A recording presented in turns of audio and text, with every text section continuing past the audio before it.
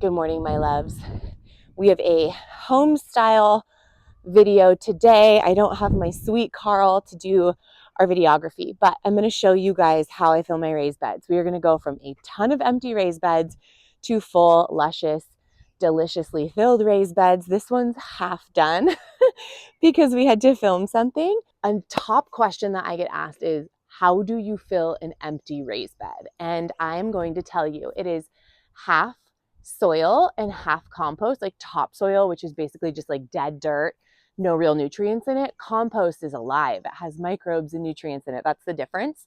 So we're going to do half topsoil, half compost, and then I'm going to do a bunch of vermiculite. Like, I don't even know. The ratio, I just do it by hand, would be like, I don't know, a fifth vermiculite, just like enough to get in there and create some porosity in the soil, but not too much. And then I will do my seasonal amendments that I add to my beds every year once they're already full. You'll have to stay tuned to see what those three things are. So these raised beds are 12 inches deep. I'm filling the bottom half 6 inches with that topsoil and the top half with the compost. I'm just raking it over so that it all gets spread out evenly. You don't want it to get too compacted or anything like that. You just don't want to worry about it or fuss over it too much. You just want to rake it nice and even. As you can see, I am partway through filling this bed with compost, and I'm going to start layering in my vermiculite just so that it's easier for me to spread, and because it's these inner layers that I really want to have just a little bit more air, a little bit more moisture as everything breaks down. So once you're like halfway through putting in this top layer of compost, we're going to add in our vermiculite. I got this huge bag off Amazon, honestly not knowing it was so big, and I've had it for years. I typically use it for my seed starting mix, which you guys have seen probably back in my January video. But it is fantastic to use in your raised beds. It's just a little bit pricey. The thing about vermiculite in a bed like this, there's a very famous gardener, the square foot gardening method gardener, Mel, calls it Mel's Mix. And he does exactly this: topsoil, compost, and vermiculite. A lot of vermiculite. Like I said, it's really expensive. It works really well. But if you're on a budget, or you don't accidentally buy a giant bag of vermiculite on Amazon, you can use sand, like some coarse sand or coconut coir. Again, all of these things are available at like your garden nursery center and in bulk. And I'm just going to dump a bunch of it. Whew, that's a lot.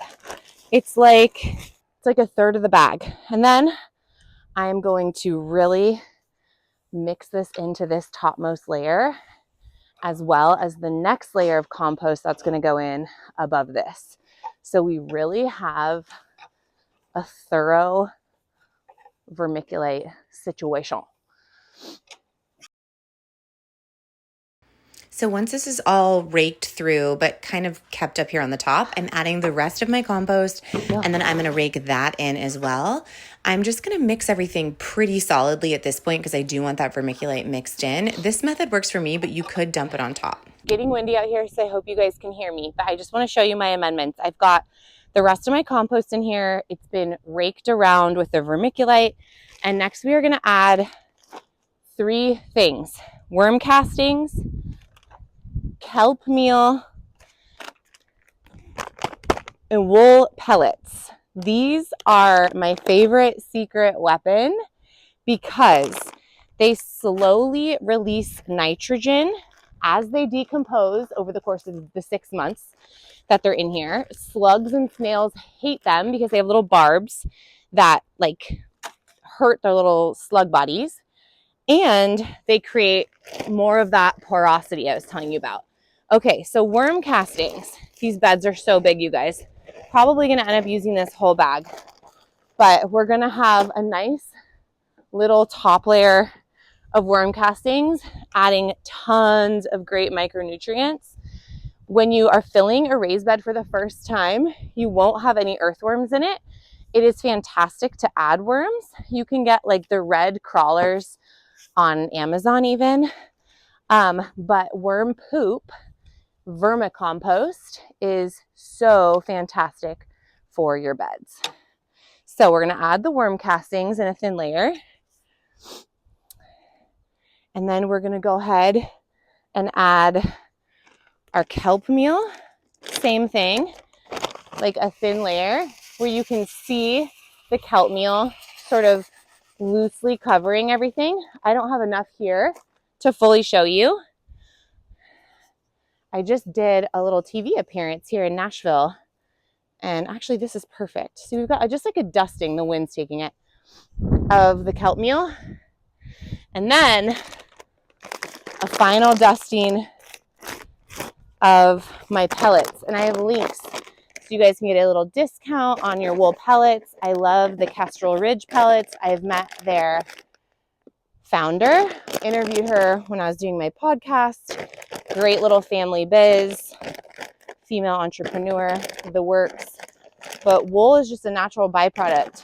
Like this is like bad wool from sheep shearing, and such a good amendment. So we're just gonna put it on top, and eventually it's gonna turn into this like fluffy white. I'll show you. There you go. Nice thin dusting.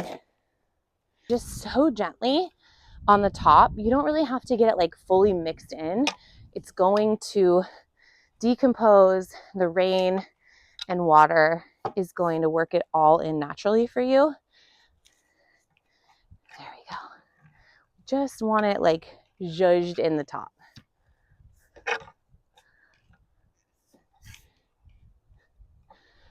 Awesome. There we go. That looks great.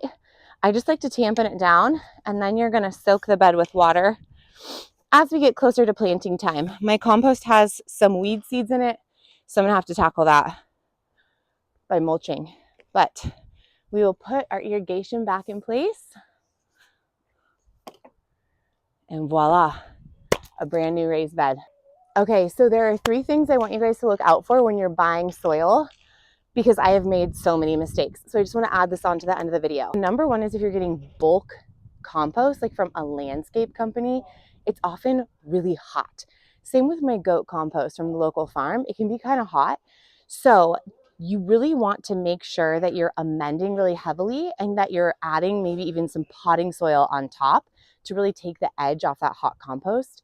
Manure of any kind really needs to be aged. And I found that the bulk landscape soil just has a lot of byproducts in it that I don't like. So getting compost from a local farm is the way to go, unless of course you're buying it bulk from a garden center or bagged, in which case you really want to make sure you're checking your ingredients. So that's tip number 2. With any bagged soil, read your ingredients. You want like less is more, just like a nutrition label on our food.